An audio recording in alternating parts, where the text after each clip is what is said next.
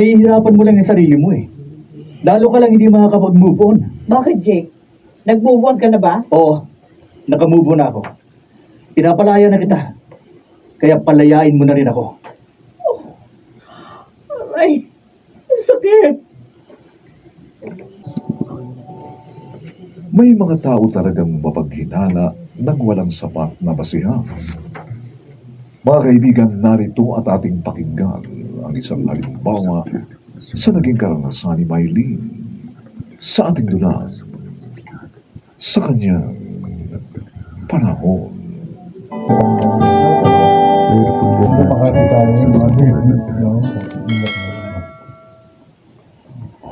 Best buhay to. Hindi nga ako makatulog sa kaya isip ko. Tapos ito ng butas na itong sarap ng tulog. Ang magili. Ang cellphone ko. Sino naman kaya nag-text? Ganito oras ng gabi. Malamang yung kabit ko. Babasahin ko yung message. Ay! Security code. Hindi ko mabasa yung message. Malamang babae nga yung nag-text. Ako, hindi ko magpapalabas. Jake! Hoy, Jake! Jake, gumising ka! Gumising ka, sabi, ano ba? Gising. May nag-text sa'yo! Ano naman ngayon? Emergency ba yan? Bakit kaya mo ginising ha? Eh, paano ko malalaman? Nilagyan mo ng password itong cellphone. Siguro may tinatago ka sa akin. Sarap magtulog ko tapos bigla mo akong gigisingin. Para lang pagbintakan. Nakakapikong ka naman. Ba? Hindi ko pumiga ng mapikon. Ako lang itong niloloko mo pagkatapos. Tama na! Tulog ka na lang. Hindi ko na ito gusto. Bakit ka ba nagkakaganyan? Eh, kaya ako nagkakaganito dahil ganyan ka. Wala akong ginagawang masama. Sinikap kong maging isang mabuting asawa at ama sa loob ng 10 taon. Pero ikaw, wala kang ibang ginawa kundi pagdudahan ng aking katapatan sa iyo. O, yan ang sinasabi mo. Eh, malay ko ba kung may ginagawa kang katarantaduhan? Yan kasi ang hirap sa iyo eh. Puro ka nalang hinala. Wala ka namang basihan. Pagod na ako sa iyo ah. Namumuro ka na sa akin. Iwag mo akong sasagarin. Magsisisi ka kapag inubos mong pasensya ko. Ano? Pero hindi naman siya pala niloloko, gano'n? Ako rin yun. Ito dito. Eh,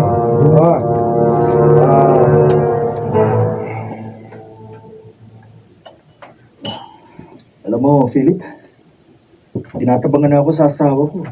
Ha? Nawawala na ako ng gana sa kanya. Ano ibig mong sabihin? Hindi mo na siya mahal? Parang gano'n na nga. Yung kasing nararamdaman ko. Eh baka naman disappointed ka lang sa pagiging nagar niya. Siguro nga. Naririndi na ako sa kanya. Grabing bibig, parang Armalite.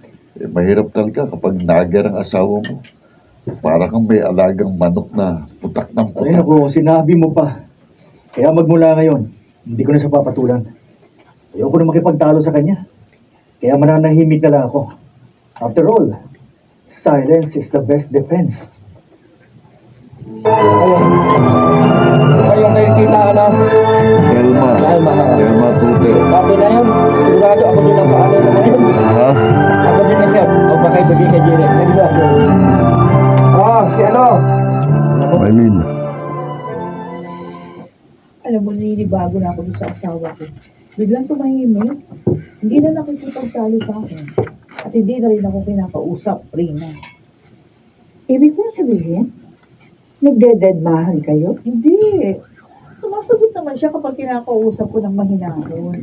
Oh, Pero palagi na lang ako nag-uumpisa ng conversation namin. Ngayon ko, nanlalabas na siya sa akin. ano ba sa palagay mo ang dahilan? At nagkakaganon siya. Wala, hindi ko alam. Siguro merong babae. Alam mo, yan ang problema sa'yo. Ano? Masyado kang mapagkinala. Hindi naman sa kinakampihan ko ang asawa mo, ha? Pero sa tingin ko, nasa yung diferensya. Oh, lagi mo na lamang siya pinagdududahan. Pero ni minsan, wala ka naman nakatunayan. Eh, malay ko ba kung magaling siya magtago? Eh, yun ang kapitbahay namin. Ang tagal na palang niloloko ng asawa. Nalaman na lang niya after 20 years. Ay, Oh. di sige. Maghintay ka pa ng another 10 years. May malay mo. mabisto mo rin ang asawa mo after 20 years.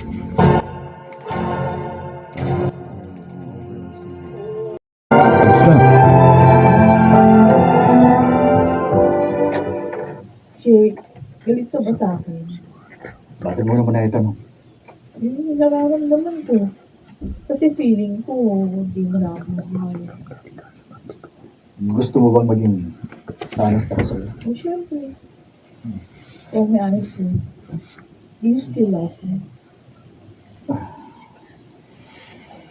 To be honest with you, I don't love you anymore. Oh. No, no, no. Sabihin mo sa akin, nagbibiro ka lang. Hindi ako nagbibiro. Yun ang totoo.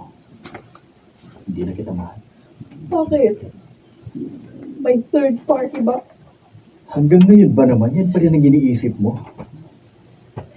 Sa totoo lang, pagod na ako sa pambibintang. Nagsasawa na ako sa kasiselos mo nang wala ka naman sa lugar. Yun ang pamunahing dahilan kung bakit ako tinabangan sa'yo. I'm sorry, Jake. Promise, magbabago na ako. I'm sorry. But it's too late. I have decided. Kaya umpisa ngayon, tapos na sa atin ang lahat. Oh, huwag ka naman ganyan. Oh. Give me another chance. Huwag kang mag-alala. Kailangan kita at ang mga anak natin. May Kaya din. huwag mo kaming iiwan. Please. Huwag kang mag-alala, sabi ko sa'yo, dahil mahal ko ang mga anak natin. Kaya alang-alang sa kanila, hindi ako aalis. At least, meron pong chance na mabalik ko yung dati mong pagmamahal. Ay, pinanghihinaan ako ng loob. Hanggat kasama mo siya, hindi ka dapat mawala ng pag-asa. Malabo na yun. Kasi sinabi niya, wala nang pag-asa ang magkabalikan kami. Hindi totoo yun. Ikaw ang may kagagawan kung bakit siya nang lamig sa'yo. Kaya meron ka rin magagawa para maibalik ang dati niyang pagmamahal. Ano pong dapat kong gawin? Ano pa? Ay di huwag mo na siyang aawayin. Tapos pagsilbihan mo siya, lambingin, suyuin. Maraming magagandang bagay na pwede mong gawin. Jake, pinagluto kita ng paborito mong ulam. Sinigang na baka. Sarap yan. Busog pa ako. E, paano ka naman mabubusog? Hindi mo na nga kinain yung niluto kong almusal. Pati ba naman itong tanghalian tatanggihan mo rin? Mamaya na ako kakain. Tinatamad pa ako.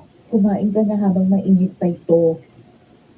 Kung tinatamad ka, hindi susubuan kita. Ano bang palagay mo sa akin, bata? Sige. Mamasahinin na lang kita habang kumakain ka, ha? Halika. O, kumain ka na. Ang kulit mo naman eh. Kapag sinabi kong ayoko, ayoko. Huwag mo kong pipilitin. Anong S-virus? Mahirap ang ganyan, Jake. Nagsasama kayo ng dahil na lang sa dalawa niyong anak. Ano magagawa ko? Hindi ko sila kayang iwan. Pero hindi ka ba nahihirapan sa inyong pagkukunwari? Bahala na. Titiisin ko na lang. Pero in fairness ha, ang laki na nang ipinagbago yung Maylin. Ha? Biglang tumahimik ang aking mundo. Pinagbagi? Titiisin ko na lang. In fairness, ang laki na nang ipinagbago ni Maylin. Naging matahimik ang aking mundo. Oo, yun naman pala eh. Kaya huwag mong isara ng lubusan na ang iyong puso. Pare.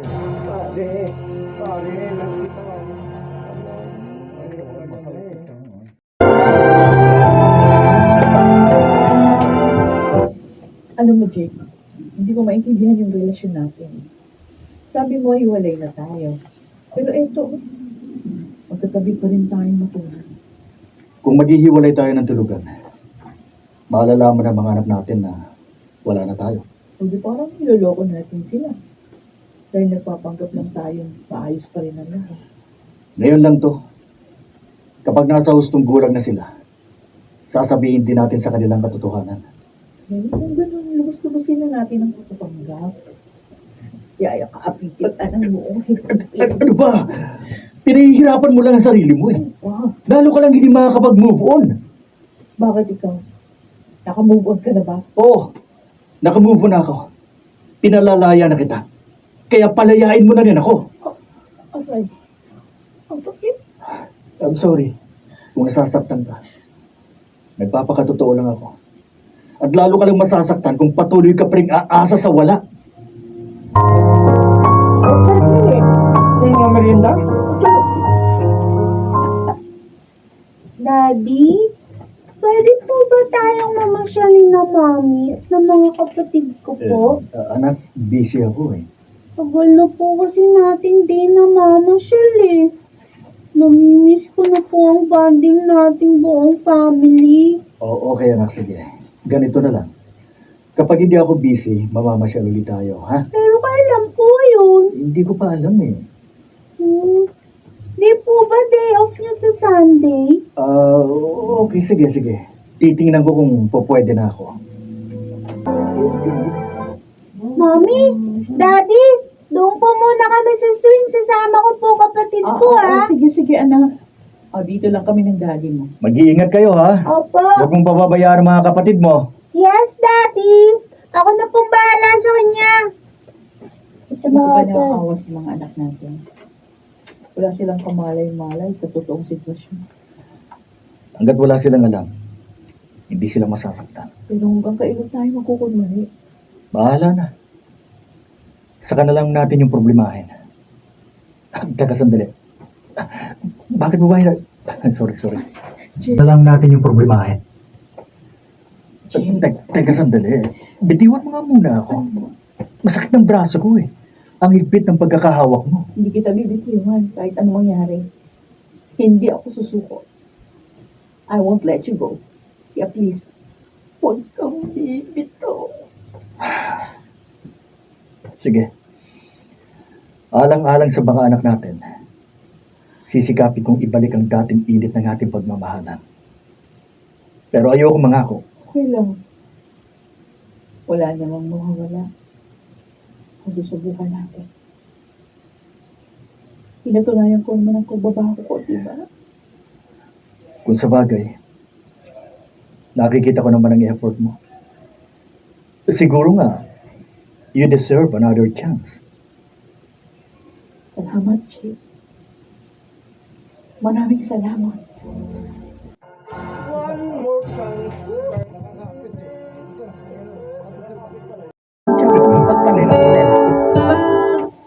Habang nabubuhay daw tayo hindi tayo dapat mawala ng pag-asa.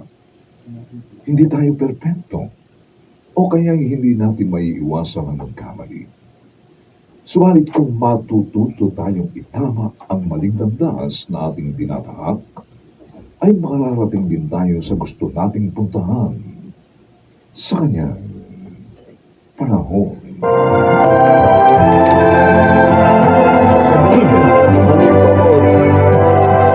Mga nagsiganap, Maynard Landicho Jr., Lionel Benjamin, Jenaline de la Cruz, Susan Robles, Bill Cruz, at si Rosana Villegas sa bagang na may Special Sound Effects, Jerry Mutia. Ito'y mula sa panulat ni Todi Sandoval at sa pinagsamang direksyon ng inyong lingkod June Martin Legaspi at Robert Bobby Cruz. Sa kanyang panahon.